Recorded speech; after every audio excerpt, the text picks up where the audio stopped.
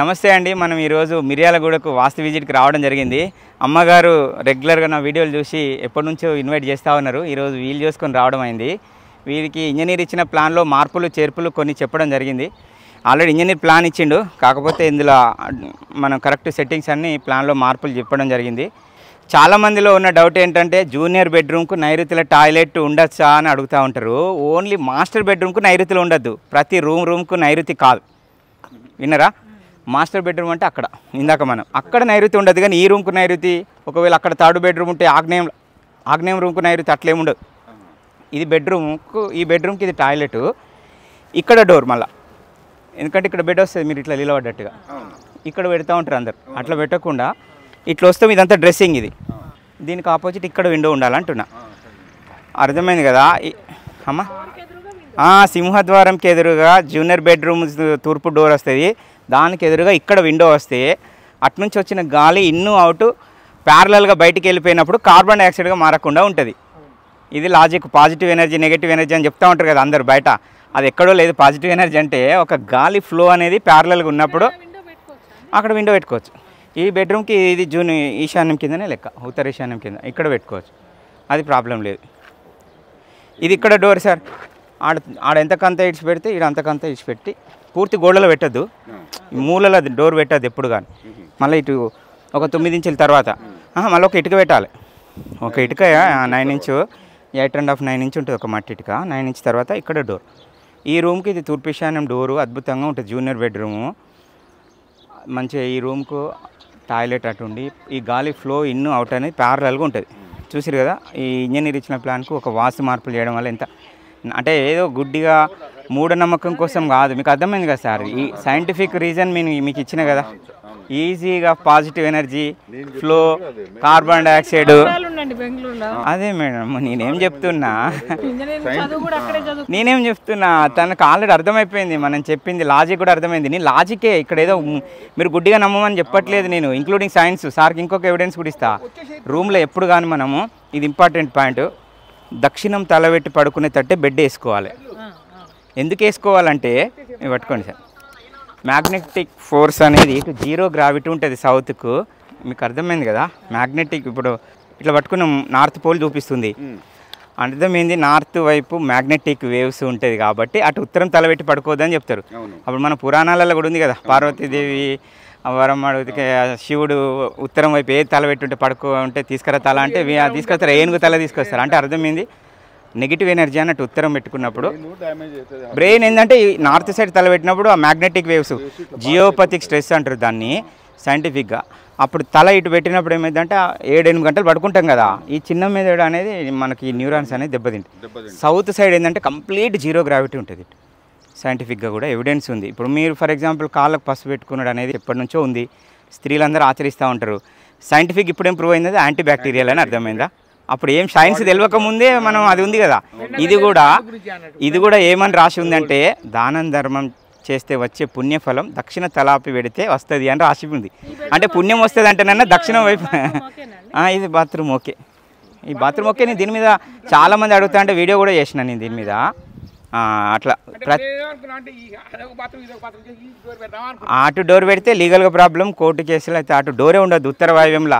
మొన్ననే ఒకటి మేము మోకిల శంకర్పల్లి మోకిలలో ఇట్లా ఒకటి బాత్రూమ్ ఉంటే ఒక వీడియో చేసిన ఫీల్డ్ విజిట్ది. మరి అక్కడ ఉంటే ఉన్నదే పూర్తి చేయమని చెప్పిన, అదే ఉన్నదే పూర్తి చేయమని చెప్పి. ఇక్కడ ఈ మూలలో కామన్ టాయిలెట్ పెట్టుకోవచ్చు. ఎప్పుడు కానీ టాయిలెట్ కడితే ఈ ఇంటికి అంటుకోవద్దు, ఉత్తరం కాంపౌండ్కి అంటుకోవద్దు. దీనికి సమానంగానే దీని చుట్టూ తిరిగేటట్టు ఉండాలనే కదా. బాత్రూమ్ చుట్టూ కాదు, ఇల్లు చుట్టూ తిరగాలంటే మళ్ళీ ఇది వెనక కంటుకుంటే తిరిగినట్టుగా ఉండదు కదా. ఇంటి పడమర గోడకు సమానంగానే బాత్రూమ్ పడమర గోడ వస్తుంది.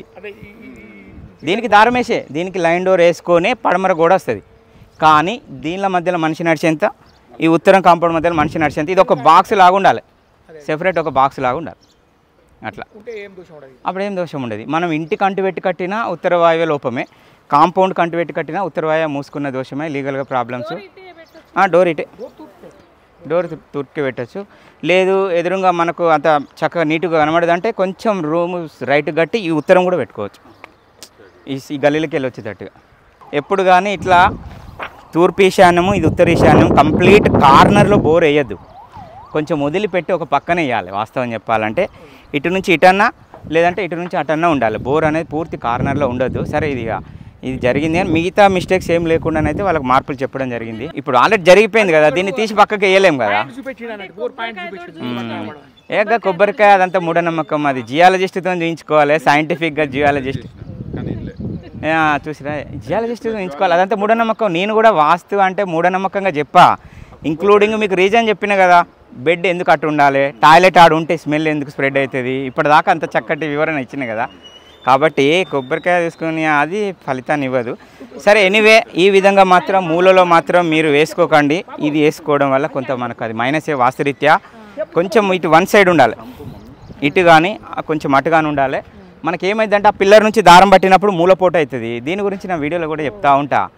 ఆ పిల్లర్ నార్త్ ఈస్ట్ కార్నర్కు దారం పెట్టి కంప్లీట్ ఇక్కడ ఎల్ షేప్ ఉంది కదా, ఇట్లా ఈ ఎల్ షేప్కి ఇట్లా దారం పట్టినప్పుడు దీని మీదకి వెళ్ళి వస్తుంది మూలపోటు అంటారు. అంటే ఇటన్నా జరపాలి. బేస్మెంట్ను ముందుకు జరిపితే బెస్ట్ ఆప్షన్. అంటే మనకు పర్మిషన్ అంటే లీగల్గా ప్రాబ్లం కాకుండా చూసుకోవాలి, ఇంకొకరితో ఇబ్బంది కాకుండా అయితే జరుపుకుంటే ఇది 100% రెమెడీ.